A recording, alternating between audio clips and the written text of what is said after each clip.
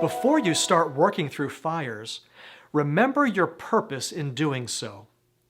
The idea is to stop fighting life's 5 interrelated fires and start harnessing their beneficial properties instead. Shift from mitigating crisis to managing excellence. Turn sources of stress into life-giving resources. This is your opportunity to create structures for living out your core values and having your most essential and meaningful needs and desires met. Humans only have a 75 or 80-year lifespan on this planet.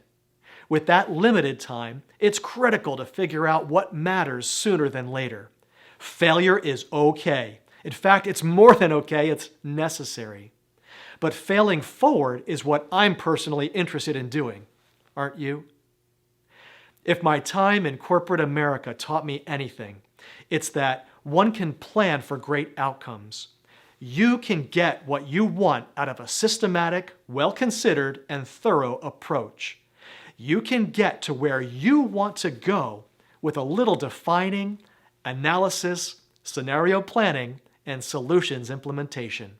These formulas work. Billions of dollars of profit prove it. But to keep the precious human being inside of these structures alive, inspired, and on purpose, we need to start with spirit. We need to start with core values and deepest beliefs.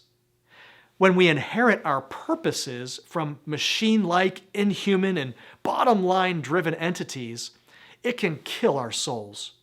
It can turn hard-working go-getters into dead-eyed drones. I didn't want that for myself, and I don't want that for you. Let's start exploring a better way right now.